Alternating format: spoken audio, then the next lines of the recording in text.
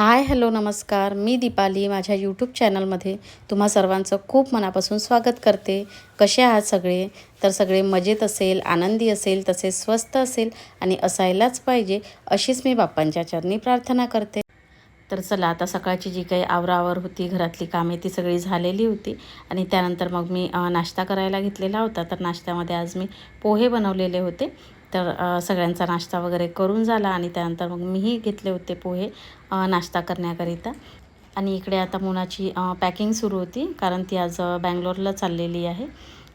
तसं तर कालच तिचं रिटर्न होतं रेल्वेने, म्हणजे तिने आधी रिझर्वेशन केलेलं होतं, मात्र ते वेटिंगवर होतं आणि आदल्या दिवशी ते कळलं की एक तिकीट कन्फर्म झालेली आहे आणि एक तिकीट म्हणजे कॅन्सल झालेली आहे। त्यामुळे मग तिला दोनही कॅन्सलच कराव्या लागल्या, कारण एका तिकीटवर तर दोघं जाऊ शकत नव्हते। त्यामुळे आता ऐन वेळेवरनं फ्लाईटच्या तिकिटा काढाव्या लागल्या होत्या। तर सायंकाळी 7:30ची फ्लाईट आहे तिची आणि आता फ्लाईटने जायचं म्हटलं की एक वेट लिमिट असते, म्हणूनच मग ती सगळ्या बॅग वगैरे ना पॅकिंग करून घेत होती, की जे आवश्यक आहे ते घेऊन जात होती आणि जे अनावश्यक आहे की नंतर घेऊन जाईल तशा काही गोष्टी तिने काढून ठेवलेल्या होत्या। कारण काही लिमिट असते वेटची, तेवढंच वेट नेता येत असतं फ्लाईटमध्ये, त्याच्यामुळे ते सगळं मग पॅकिंग वगैरे तिने करून घेतलं। त्यानंतर मग माझा स्वयंपाक वगैरेही झाला आणि त्यानंतर मग आमची जेवणं वगैरेही झाली, जरा वेळ आम्ही आराम केला आणि आता सायंकाळी 5 वाजता आम्ही सगळे रेडी झालेलो होतो। तर आता आम्ही मोना आणि श्रवणला सोडण्याकरिता एअरपोर्टला निघालेलो होतो, कारण 7:30ची फ्लाईट होती तिची आणि थोडा वेळ आधी जावं लागतं आणि जाता जाताही मग वेळ होतोच, म्हणून 5ला आम्ही घरून निघालेलो होतो।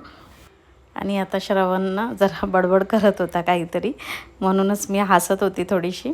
आणि एवढे दिवस आता श्रवण वगैरे होता, तर अपेक्षा, श्रवण, सक्षमची खूप अशी मस्ती घरामध्ये सुरू असायची। तर चला, आता निघताना आम्ही ऑफिसला आलेलो होतो, कारण आम्हाला थोडं बॅगचं वेट वगैरे पण करायचं होतं की किती वेट आहे, कारण जास्त वगैरे असेल तर त्यातलं काही सामान वगैरे काढून घेऊ। मात्र ते व्यवस्थितच होतं, अगदी थोडं कमी होतं पण जास्त नव्हतं।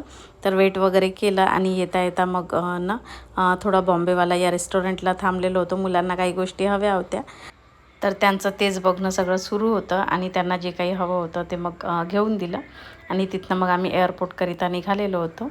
आणि आता साधारण 5:30 वाजत आलेले आहे, तरी देखील बाहेर इतकं म्हणजे ऊन पडलेलं आहे की म्हणजे जी उन्हाची तीव्रता म्हणते ना, ती खूप जास्त भयंकर प्रमाणामध्ये होती। आणि आमच्या घरापासून एअरपोर्ट जरा लांबच आहे, जर बर्डीकडून गेलं तर थोडं लांबच पडतं आणि तिकडनं ट्रॅफिकसुद्धा खूप मिळतं, म्हणून आम्ही MIDCकडनं गेलेलो होतो। म्हणजे तिकडनं ट्रॅफिक वगैरे मिळत नाही, म्हणजे सिग्नल वगैरे येतच नाही तिकडनं जास्त, त्याच्यामुळे आम्ही MIDCकडनं गेलेलो होतो की थोडं लवकर पोहोचू। कारण हा वेळ म्हटलं की थोडा ऑफिस वगैरे सुटायची वेळ असते, त्यामुळे जरा जास्तच ट्रॅफिक मिळत असतं या वेळेला, म्हणून मग MIDCकडनं आलो होतो। तर त्यामुळे इकडे जास्त काही ट्रॅफिक नसतं। आणि मोना आणि श्रवणसोबत बघता बघता एवढे दिवस कसे निघून गेले काही कळलंच नाही। आणि आता श्रवणची 1 तारखेपासून शाळाही होती, त्यामुळे तिने आधीच रिझर्वेशन करून ठेवलेलं होतं जाण्यासाठी, मात्र ते वेटिंगवर असल्यामुळे ना वेळेवर थोडा सगळा असा गोंधळ झालेला होता, म्हणून आता वेळेवर तिला फ्लाईटने जावं लागलं होतं। आणि वेळेवर तिकीट काढायचं म्हटलं की थोडंसं महागच पडतं। आणि हा व्लॉग ना 23 मेचा आहे।